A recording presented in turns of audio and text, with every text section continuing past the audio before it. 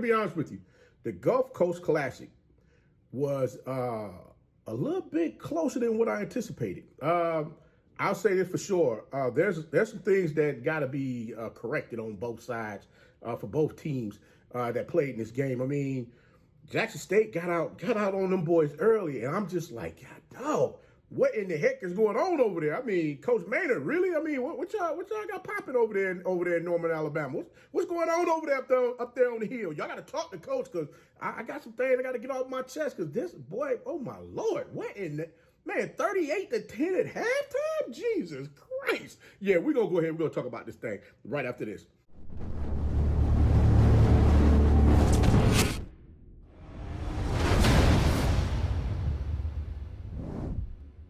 Favorite Coach back at it again. 10 toes down, about to tell you how it all went down. This is Tomorrow League Sports Network with your host, Coach Walker. If you're new to the channel, please like, share, subscribe. Hit that notification bell so you get all upcoming videos. For all my leaders out there, welcome back. Y'all know the drill. Y'all know the routine. If you haven't done so already, please like, comment, and share these videos, and tap in a friend to attempt to come over there. It's never positive vibes. We're just having a good time talking about HBCU sports. And don't forget, you can follow us on all social media platforms. The links are listed down below in the description. So without further ado, Coach gonna go ahead and get into this thing, but I'm gonna tell you right now, I had to chop this show up.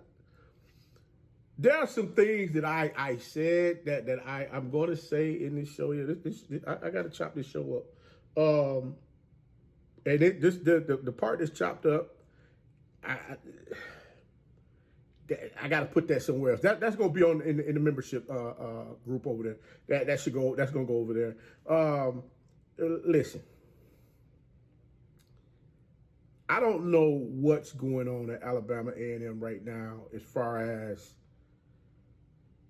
the team construction, you know, how everything's being put in place. I'm watching this game, and Alabama A&M, they couldn't find their groove in the beginning of the game. You got a quarterback out there that, you know, he prefers to run more so than throw the ball. And I'm trying to understand for the life of me why it made good logic, but you would have to think that once Jackson State was able to make the necessary adjustments, that crap just wasn't going to work no more. I mean, don't get me wrong. I mean, Jackson State, they was beating y'all up on that left-hand side of the ball. I can't even tell no tale on that one. I can't. I mean, it got so crazy where it was like, I mean, they overloaded that side and still was running the ball over there. I mean, again, Jackson State found a way to get out in front in this game early on, which forced Alabama A&M to come out of their game plan. Now, one thing I say is this: Alabama A&M, like I said, couldn't find a groove. I get it. Y'all played 3 quarterbacks in the game, which for the life of me, I still don't understand what in the heck is going on. Jackson State went 6 for 6 scoring in the game. Hell, Alabama A&M went 6 for 6. Daggone on 4th downs. I've never seen no crap like that before. I mean, that really just threw me through a loop. But I'm just trying to understand, like, what in the heck is going on here with this team. I mean, yes, I've said in the past that I look forward to seeing Coach Maynard when he come out there, he talking his stuff. You know what I'm saying? He talking that big boy trash, like, you know, hey, we about to come out here and spank y'all today and let y'all know that Alabama A&M is going to be in this thing for 4 quarters, and we're going to make something shake where people got to really sit down, dig into their bag as far as how they're going to come out and adjust to the things that we're going to do to them out there on the field. And it just seemed like Jackson State was able to do whatever the hell they wanted to do all game long. If they wanted to throw it up over top before the lean, they did just that. I mean, they hit that young man down the field. I mean, this guy's catching 50-50 balls over 2 of the defensive backs. He's catching a touchdown pass on a slant coming straight across the quarterback. I mean, this young man was just like on a pogo stick, catching whatever the heck it was he wanted to catch in this game. That young man had 6 receptions for 83 yards, 2 touchdowns. I mean, Irv Mulligan got off in this game where that young man, he carried the ball 16 times. He had 86 yards, 2 touchdowns. Day Bright for Jackson State. Listen, Alabama A&M, I don't know if anybody's paying any attention to what was going on. That young man shut down the whole left-hand side of that field, which you couldn't get nothing off throwing the ball on that side. My question to you is, your number 1 receiver, his name slips my mind right now, not Welch, but it's another young man that's out there too that has been playing some decent ball this season. Why didn't anyone think to move him around in the offense to try to get him open? You know what I'm saying? I'm like, try to do something different that was going to allow them to get Hambert. Hambert had 12 targets on the day. He caught 7 passes for 50 yards. Welch, that young man there is, that kid, they're going to be special. He had 5 receptions on the day for 73 yards, 1 touchdown pass. And you had Nelson also caught a touchdown pass, as well as Payne. Those were touchdown passes that was thrown by none other than Xavier Langford. Now, Xavier Langford in this game, I mean, this young man, I mean, it's like he came off the bench and told everybody, look, hold my beer. I'm about to go out here and show these folks what's really going on as far as him being able to get out there and compete against Jackson State. Be it, I think this might be his last time that he will be playing against this team in the Gulf Coast Classic, because I think his eligibility might be up. But I got to be honest with you. The young man threw the ball 42 times, completing 21 for 245 yards, 3 touchdowns. He had 1 rushing touchdown, and he had 1 fumble. That fumble early on in the game was the one where they were driving down the field, and he got hit from behind. He fumbled the ball. Jackson State, actually they was down deep in their own end, and Langford fumbled the ball. Jackson State got on top of it, and they was able to go back and score points, pushing that lead further up in that first half. But I say all of that to say this. Alabama A&M played the quarterback roulette game with the quarterbacks all game long instead of sticking with Langford and just letting him do his thing. I mean, I get it. You're trying to get these athletes out there on the field. I don't know. Maybe you guys might have made some promises to somebody that you're trying to uphold. And I'm just like, right now, guys, guess what? Y'all need to tell them folks, y'all ain't going to be able to uphold them promises, because right now, either you're trying to win games or you're not. And it seems like this thing here, you know what? No. I'm saying that. I gotta save that. I gotta say that because I'm about to go somewhere where I'm not. There's gonna be no return for me. So I'm gonna cut that right there. But y'all can see it over on the other. Check it out in the membership section. I'm putting that over there. But Jackson State, like I stated in this game, they came out. They were physical. They were hungry. I got to give that interior offensive line. I got to give them their props. They were able to get some things moving out there on the field, allowing Irv Mulligan to rush the ball 16 times for 86 yards. He had 2 touchdowns on the day. Matter of fact, Dupree, I like that kid. Y'all got to find a way to get that young man a little bit more into the offense to spread that thing out, because the speed between him and Terrell makes. I'm trying to think it's Terrell. Oh my God! Oh my, that's good. That's gonna be scary when you finally put that together. As far as them two getting the ball out there on the field in space, people are gonna have to make a decision on how they're gonna slow that down. Because guess what? Y'all gonna have a hard time doing that.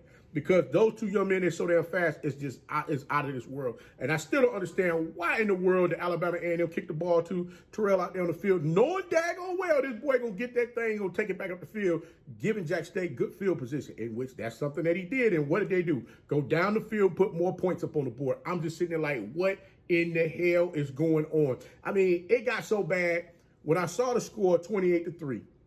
Jackson State, don't be real with y'all. Y'all had me feel like, y'all had Coach feeling like he was watching the Atlanta Falcons versus New England Patriots in that Super Bowl, where I sat there and I said, well, God dog. I said, okay, they came out in the 3rd quarter. This score was like that, I believe, in the first half?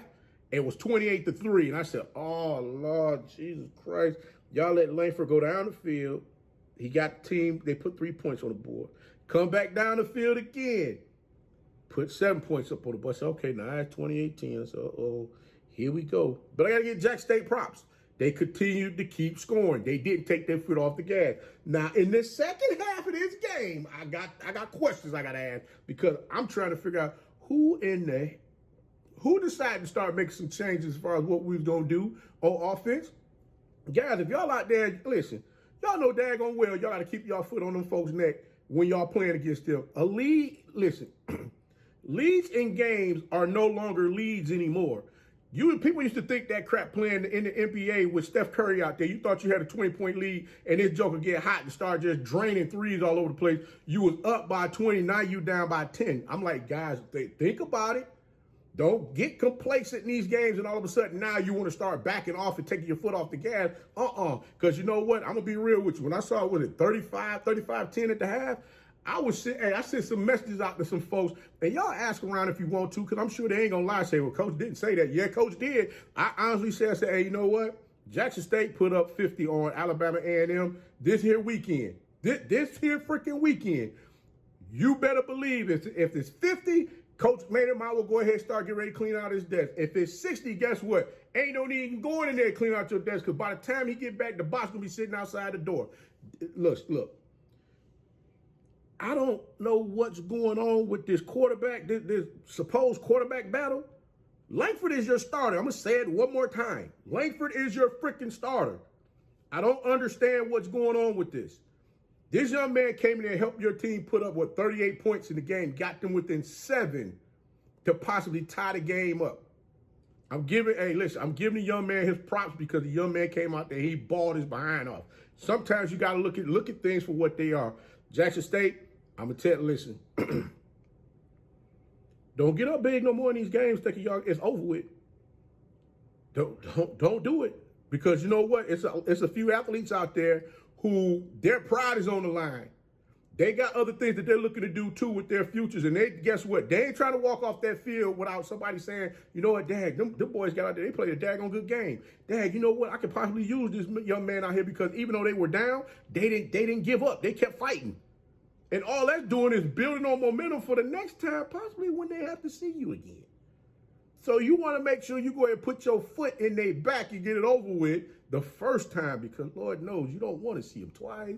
I'm just saying, we watched that happen in a couple of games in the past where folks was beating up on somebody, let them back in the game, and then they got to playing again, and guess what? That game was a hell of a lot harder the second time around than it was the first. So all I'm saying is right now, y'all better get it up here. You got a week off. You got a week off to prepare, get yourselves ready for what you need to do up against FAMU coming in town. Yeah, buddy, that's gonna be one hell of a game right there between them two teams. But yeah, guys, like I said before, you got to give these young men got to give these folks their props. Like I stated, I did not think in a million years I was going to see Alabama A&M come out there. They were down 21-0, 21-0, and you played 3 quarterbacks. I mean, Eaglin. Wait a minute. Let me. I didn't even talk about Eaglin. Let me talk about Eaglin right quick. Eaglin was running the ball so tough for Alabama A&M in this game. This young man, I'm like, this blows me away. I'm blown away on this. Eaglin rushed the ball 14 times for 88 yards, averaging 6.3 yards per carry. And they was gashing off the left-hand side of the ball. Like I stated before, that right-hand side is a little suspect, but, you know, I'm just saying, it's all I'm going to say is this. Alabama A&M, some things stay the same, they just won't never change. And you can take that literally how you want to take it, because this, for the life of me, if somebody's up on you like that in the game, and your man is getting his flow going on. Like I say, you got Eaglin running the ball. You got Morrow. Morrow had 8 carries for 14 yards. He really wasn't getting off. It was kind of like you just stop running the young man. I mean, the other kid, who was it Brown, the quarterback, he had 1 yard originally rushing the ball until he had the big rush right before halftime, which was 46 yards. Which was 46 yards. But again, A. Smith, he rushed the ball. That was the other quarterback. I think he rushed the ball 3 times for 24 yards. I mean, that's the quarterback that more so he's going to run than throw. Guys, did y'all not think that Jackson State hadn't done their research as far as, did their scouting as far as what was going to take place? They started making the necessary adjustments, getting you behind on the sticks where you had to find a way to throw the ball. That young man is not a thrower. And when you got the people sitting up in the booth, the commentary saying, yeah, he's a run-first quarterback. I'm like, oh, my God, what are we doing out here? I mean, there's a lot of different things out here that, I can go at as far as with just drop passes. There was too many drop passes in that game. Too many. But like I stated before, Jackson State, they climbed all over y'all, and they were not going to let up off that thing. Again, they played around in this game. I kind of, I'm just one of them type of coaches that I don't want to see no game this damn close, especially if I got my foot in your back. I'm not taking my foot off the gas. I'm sorry. Y'all have ate that 70. I'm just going to be real with you. You'd have ate that 70. Y'all like, dang, coach, you put 7. Yes, yes. You strapped up and got out here and you want to do this goofy stuff? Yes. I mean, at the end of the day, there's some things that got to be resolved too with Alabama A&M defense. That, like I said before, defensive backs, y'all got to get it together. There's no way in the world balls hit you in your hands, you drop them boys. No, sir. No, sir. I mean, overall, this was a pretty it was an interesting game in the second half. Langford got out there, showed his ass, and let everybody know that he can come play some ball. But I'm sure next week, who is at Alabama A&M play Bethune-Cookman for homecoming. I'm going to be real with y'all. I'm going to say it right now. Y'all might get mad at Coach, but I think Bethune-Cookman going to get their first win next week against Alabama A&M at homecoming. I said it first. If I didn't, you're hearing it from me first. I believe Bethune-Cookman is going to come in there and get their first win of the season against Alabama A&M on their homecoming. There you have it. Like I said, this game right here is too close for comfort. 45-38. Jackson State, y'all better get it together. Like I said, total yards. The game comparison, total yards. Alabama A&M had 492 yards. Jackson State 366. Passing yards 282 to 226. Jackson State 226. Rushing yards, they had Alabama A&M 210. Jackson State 140. But the biggest thing that really got me was the fourth down, 6 for 6.